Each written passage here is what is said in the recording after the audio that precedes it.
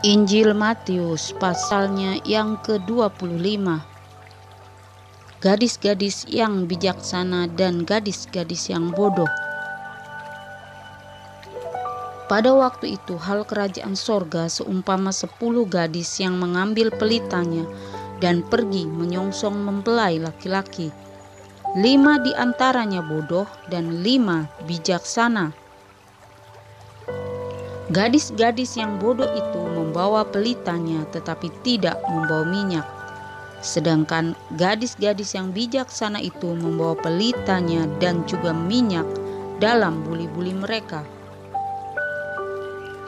Tetapi karena mempelai itu lama tidak datang-datang juga, mengantuklah mereka semua lalu tertidur. Waktu tengah malam terdengarlah suara orang berseru, "Mempelai datang, songsonglah dia." Gadis-gadis itu pun bangun semuanya lalu membereskan pelita mereka. Gadis-gadis yang bodoh berkata kepada gadis-gadis yang bijaksana, "Berikanlah kami sedikit dari minyakmu itu, sebab pelita kami hampir padam." Tetapi jawab gadis-gadis yang bijaksana itu, "Tidak, nanti tidak cukup untuk kami dan untuk kamu. Lebih baik kamu pergi kepada penjual minyak dan beli di situ." Akan tetapi waktu mereka sedang pergi untuk membelinya, datanglah mempelai itu dan mereka yang telah siap sedia masuk bersama-sama dengan dia ke ruang perjamuan kawin. Lalu pintu ditutup. Kemudian datang juga gadis-gadis yang lain itu dan berkata, "Tuan, Tuan, bukakanlah kami pintu." Tetapi ia menjawab, "Aku berkata kepadamu, sesungguhnya aku tidak mengenal kamu. Karena itu berjaga-jagalah, sebab kamu tidak tahu akan hari maupun akan saatnya." Perumpamaan tentang talenta. Sebab hal kerajaan sorga sama seperti seorang yang mau bepergian ke luar negeri, yang memanggil hamba-hambanya dan mempercayakan hartanya kepada mereka. Yang seorang diberikannya 5 talenta, yang seorang lagi 2, dan yang seorang lain lagi 1, masing-masing menurut kesanggupannya. Lalu ia berangkat. Segera pergilah hamba yang menerima 5 talenta itu. Ia menjalankan uang itu lalu beroleh laba 5 talenta. Hamba yang menerima 2 talenta itu pun berbuat demikian juga dan berlaba 2 talenta. Tetapi hamba yang menerima 1 talenta itu pergi dan menggali lubang di dalam tanah lalu menyembunyikan uang tuannya. Lama sesudah itu pulanglah tuan hamba-hamba itu lalu mengadakan perhitungan dengan mereka. Hamba yang menerima 5 talenta itu datang dan ia membawa laba 5 talenta. Katanya, "Tuan, 5 talenta Tuan percayakan kepadaku. Lihat, aku telah beroleh laba 5 talenta." Maka kata tuannya itu kepadanya, "Baik sekali perbuatanmu itu, hai hambaku yang baik dan setia. Engkau telah setia dalam perkara kecil, aku akan memberikan kepadamu tanggung jawab dalam perkara yang besar. Masuklah dan turutlah dalam kebahagiaan tuanmu." Lalu datanglah hamba yang menerima 2 talenta itu. Katanya, "Tuan, 2 talenta Tuan percayakan kepadaku. Lihat, aku telah beroleh laba 2 talenta. Maka kata tuannya itu kepadanya, "Baik sekali perbuatanmu itu, hai hambaku yang baik dan setia. Engkau telah setia memikul tanggung jawab dalam perkara yang kecil. Aku akan memberikan kepadamu tanggung jawab dalam perkara yang besar. Masuklah dan turutlah dalam kebahagiaan tuanmu." Kini datanglah juga hamba yang menerima 1 talenta itu dan berkata, "Tuan, aku tahu bahwa Tuan adalah manusia yang kejam, yang menuai di tempat di mana Tuan tidak menabur, dan yang memungut dari tempat di mana Tuhan tidak menanam. Karena itu aku takut dan pergi menyembunyikan talenta Tuhan itu di dalam tanah. Ini, terimalah kepunyaan Tuhan. Maka jawab tuannya itu, hai kamu hamba yang jahat dan malas, jadi kamu sudah tahu bahwa aku menuai di tempat di mana aku tidak menabur dan memungut dari tempat di mana aku tidak menanam. Karena itu sudahlah seharusnya uangku itu kau berikan kepada orang yang menjalankan uang, supaya sekembaliku aku menerima serta dengan bunganya. Sebab itu ambillah talenta itu daripadanya dan berikanlah kepada orang yang mempunyai 10 talenta itu. Karena setiap orang yang mempunyai kepadanya akan diberi, sehingga ia berkelimpahan. Tetapi siapa yang tidak mempunyai, apapun juga yang ada padanya akan diambil daripadanya. Dan campakkanlah hamba yang tidak berguna itu ke dalam kegelapan yang paling gelap. Di sanalah akan terdapat ratap dan kertak gigi. Penghakiman terakhir. Apabila Anak Manusia datang dalam kemuliaannya dan semua malaikat bersama-sama dengan dia, maka ia akan bersemayam di atas tahta kemuliaannya. Lalu semua bangsa akan dikumpulkannya di hadapannya. Dan ia akan memisahkan mereka seorang daripada seorang, sama seperti gembala memisahkan domba dari kambing. Dan ia akan menempatkan domba-domba di sebelah kanannya dan kambing-kambing di sebelah kirinya. Dan raja itu akan berkata kepada mereka yang di sebelah kanannya, mari, hai kamu yang diberkati oleh Bapa-Ku, terimalah kerajaan yang telah disediakan bagimu sejak dunia dijadikan. Sebab ketika aku lapar, kamu memberi aku makan. Ketika aku haus, kamu memberi aku minum. Ketika aku seorang asing, kamu memberi aku tumpangan. Ketika aku telanjang, kamu memberi aku pakaian. Ketika aku sakit, kamu melawat aku. Ketika aku di dalam penjara, kamu mengunjungi aku. Maka orang-orang benar itu akan menjawab dia, katanya, Tuhan, bila manakah kami melihat engkau lapar dan kami memberi engkau makan, atau haus dan kami memberi engkau minum? Bila manakah kami melihat engkau sebagai orang asing dan kami memberi engkau tumpangan, atau telanjang dan kami memberi engkau pakaian?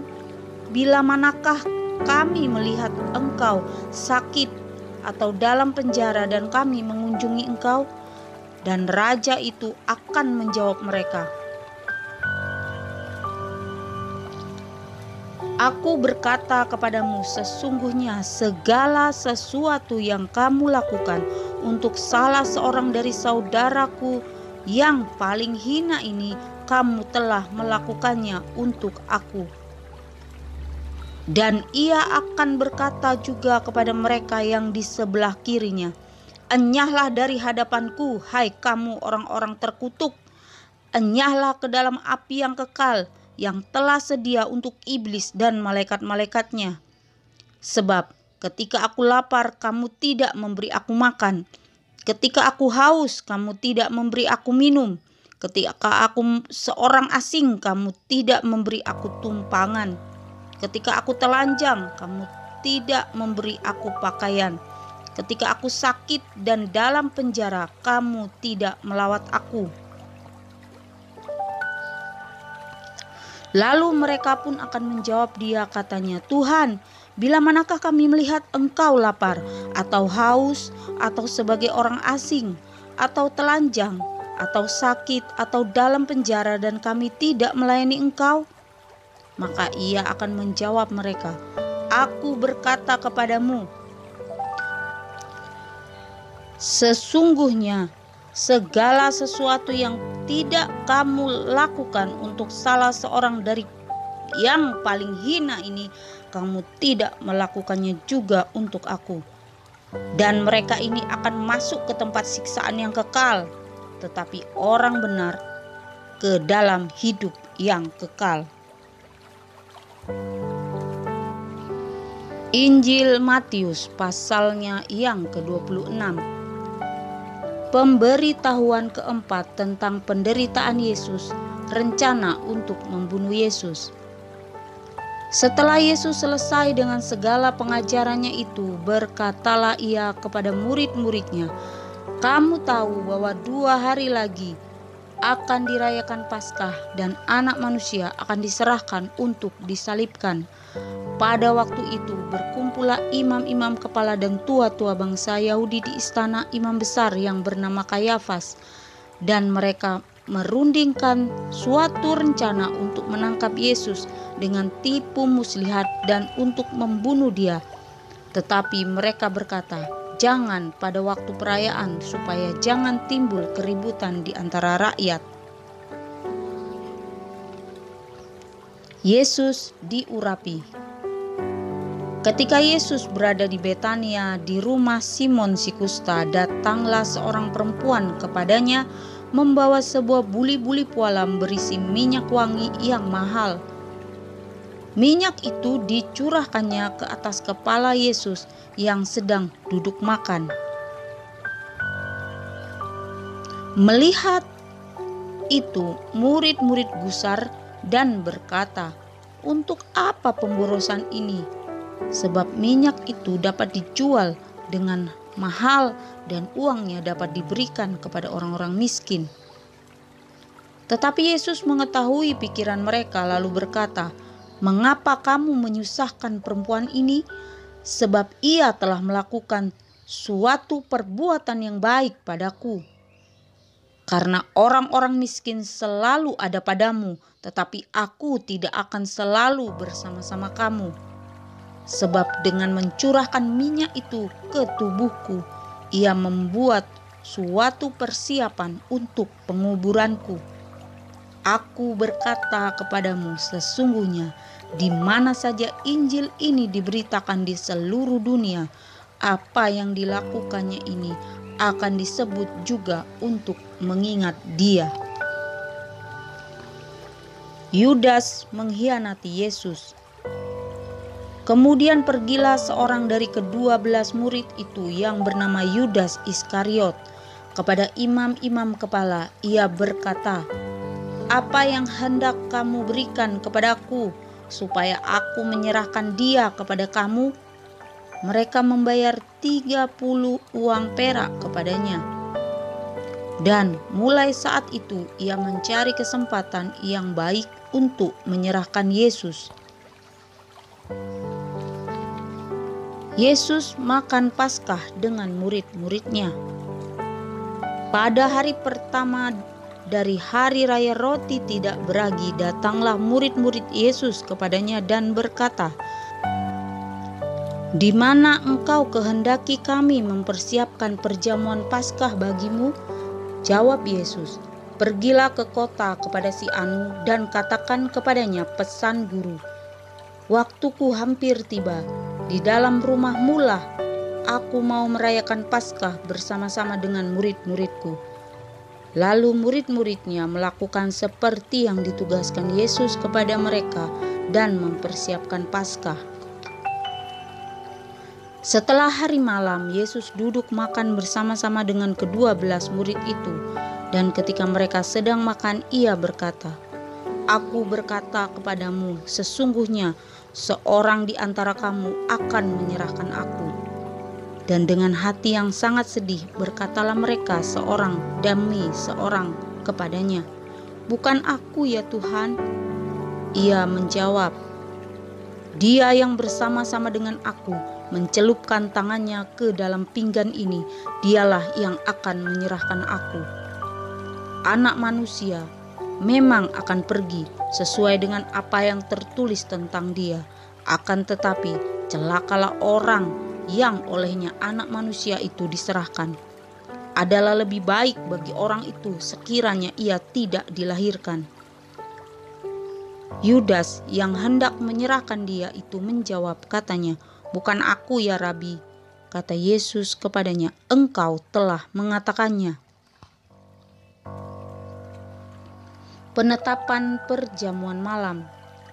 Dan ketika mereka sedang makan, Yesus mengambil roti, mengucap berkat, memecah-mecahkannya, lalu memberikannya kepada murid-muridnya dan berkata, "Ambillah, makanlah, inilah tubuhku." Sesudah itu ia mengambil cawan, mengucap syukur, lalu memberikannya kepada mereka dan berkata, "Minumlah kamu semua dari cawan ini. Sebab inilah darahku, darah perjanjian yang ditumpahkan bagi banyak orang untuk pengampunan dosa. Akan tetapi aku berkata kepadamu, mulai dari sekarang aku tidak akan minum lagi hasil pokok anggur ini sampai pada hari aku meminumnya, yaitu yang baru bersama-sama dengan kamu dalam kerajaan Bapakku." Petrus akan menyangkal Yesus. Sesudah menyanyikan nyanyian pujian, pergilah Yesus dan murid-muridnya ke Bukit Zaitun.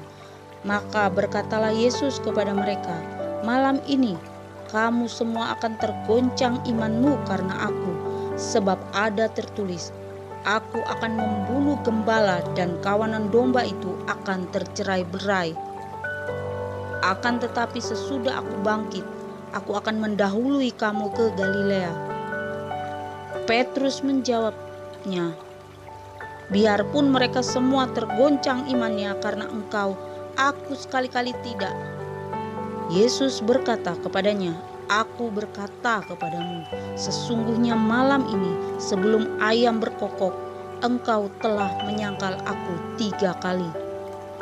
Kata Petrus kepadanya, "Sekalipun aku harus mati bersama-sama engkau, aku takkan menyangkal engkau." Semua murid yang lain pun berkata demikian juga. Di Taman Getsemani. Maka sampailah Yesus bersama-sama murid-muridnya ke suatu tempat yang bernama Getsemani. Lalu ia berkata kepada murid-muridnya, "Duduklah di sini sementara aku pergi ke sana untuk berdoa." Dan ia membawa Petrus dan kedua anak Zebedeus sertanya. Maka mulailah ia merasa sedih dan gentar. Lalu katanya kepada mereka, "Hatiku sangat sedih, seperti mau mati rasanya. Tinggallah di sini dan berjaga-jagalah dengan aku." Maka ia maju sedikit lalu sujud dan berdoa, katanya, "Ya Bapakku, jikalau sekiranya mungkin, biarlah cawan ini lalu daripadaku. Tetapi janganlah seperti yang ku kehendaki, melainkan seperti yang Engkau kehendaki." Setelah itu ia kembali kepada murid-muridnya itu dan mendapati mereka sedang tidur. Dan ia berkata kepada Petrus, "Tidakkah kamu sanggup berjaga-jaga 1 jam dengan aku? Berjaga-jagalah dan berdoalah, supaya kamu jangan jatuh ke dalam pencobaan. Roh memang penurut, tetapi daging lemah." Lalu ia pergi untuk kedua kalinya dan berdoa, katanya, "Ya Bapakku, jikalau cawan ini tidak mungkin lalu kecuali apabila aku meminumnya, jadilah kehendak-Mu." Dan ketika ia kembali pula, ia mendapati mereka sedang tidur, sebab mata mereka sudah berat. Ia membiarkan mereka di situ, lalu pergi dan berdoa untuk ketiga kalinya dan mengucapkan doa yang itu juga. Sesudah itu ia datang kepada murid-muridnya dan berkata kepada mereka, "Tidurlah sekarang dan istirahatlah. Lihat, saatnya sudah tiba bahwa Anak Manusia diserahkan ke tangan orang-orang berdosa. Bangunlah, marilah kita pergi. Dia yang menyerahkan aku sudah dekat." Yesus ditangkap. Waktu Yesus masih berbicara, datanglah Yudas, salah seorang dari ke-12 murid itu, dan bersama-sama dia serombongan besar orang yang membawa pedang dan pentung, disuruh oleh imam-imam kepala dan tua-tua bangsa Yahudi. Orang yang menyerahkan dia telah memberitahukan tanda ini kepada mereka. Orang yang akan kucium itulah dia, tangkaplah dia."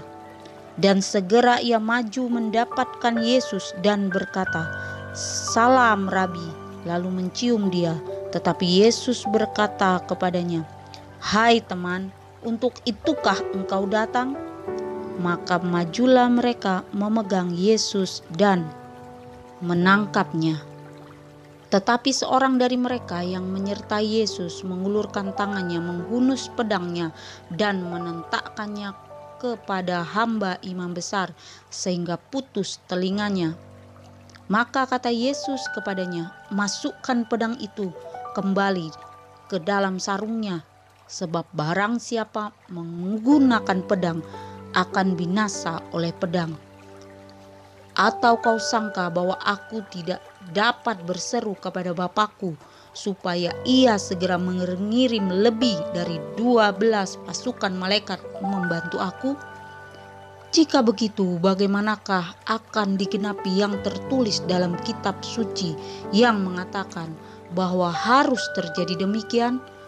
Pada saat itu Yesus berkata kepada orang banyak, "Sangkamu aku ini penyamun? Maka kamu datang lengkap dengan pedang dan pentung untuk menangkap aku? Padahal tiap-tiap hari aku duduk mengajar di bait Allah dan kamu tidak menangkap aku. Akan tetapi semua ini terjadi supaya genap yang ada tertulis dalam kitab nabi-nabi." Lalu semua murid itu meninggalkan dia dan melarikan diri. Yesus di hadapan mahkamah agama. Sesudah mereka menangkap Yesus, mereka membawanya menghadap Kayafas, imam besar. Di situ telah berkumpul ahli-ahli Taurat dan tua-tua, dan Petrus mengikuti dia dari jauh sampai ke halaman imam besar. Dan setelah masuk ke dalam, ia duduk di antara pengawal-pengawal untuk melihat kesudahan perkara itu. Imam-imam kepala malah seluruh mahkamah agama mencari kesaksian palsu terhadap Yesus supaya ia dapat dihukum mati. Tetapi mereka tidak memperolehnya walaupun tampil banyak saksi dusta. Tetapi akhirnya tampillah 2 orang yang mengatakan, "Orang ini berkata, aku dapat merubuhkan bait Allah dan membangunnya kembali dalam 3 hari. Lalu imam besar itu berdiri dan berkata kepadanya, "Tidakkah engkau memberi jawab atas tuduhan-tuduhan saksi-saksi itu terhadap engkau?" Tetapi Yesus tetap diam. Lalu kata imam besar itu kepadanya, "Demi Allah yang hidup, katakanlah kepada kami, apakah engkau Mesias, anak Allah atau tidak?" Jawab Yesus, "Engkau telah mengatakannya. Akan tetapi aku berkata kepadamu, mulai sekarang kamu akan melihat Anak Manusia duduk di sebelah kanan yang Maha Kuasa dan datang di atas awan-awan di langit." Maka imam besar itu mengoyakkan pakaiannya dan berkata, "Ia menghujat Allah. Untuk apa kita perlu saksi lagi? Sekarang telah kamu dengar hujatnya. Bagaimana pendapat kamu?" Mereka menjawab dan berkata, "Ia harus dihukum mati." Lalu mereka meludahi mukanya dan meninjunya. Orang-orang lain memukul dia dan berkata, "Cobalah katakan kepada kami, hai Mesias, siapakah yang memukul engkau?" Petrus menyangkal Yesus. Sementara itu Petrus duduk di luar di halaman. Maka datanglah seorang hamba perempuan kepadanya, katanya, "Engkau juga selalu bersama-sama dengan Yesus orang Galilea itu." Tetapi ia menyangkalnya di depan semua orang, katanya, "Aku tidak tahu apa yang kau maksud." Ketika ia pergi ke pintu gerbang, seorang hamba lain melihat dia dan berkata kepada orang-orang yang ada di situ, "Orang ini bersama-sama dengan Yesus orang Nazaret itu." Dan ia menyangkalnya pula dengan bersumpah, "Aku tidak kenal orang itu." Tidak lama kemudian orang-orang yang ada di situ datang kepada Petrus dan berkata, "Pasti engkau juga salah seorang dari mereka. Ini nyata dari bahasamu." Maka Mulailah Petrus mengutuk dan bersumpah, "Aku tidak kenal orang itu." Dan pada saat itu berkokoklah ayam. Maka teringatlah Petrus akan apa yang dikatakan Yesus kepadanya, "Sebelum ayam berkokok, engkau telah menyangkal aku 3 kali." Lalu ia pergi keluar dan menangis dengan sedihnya.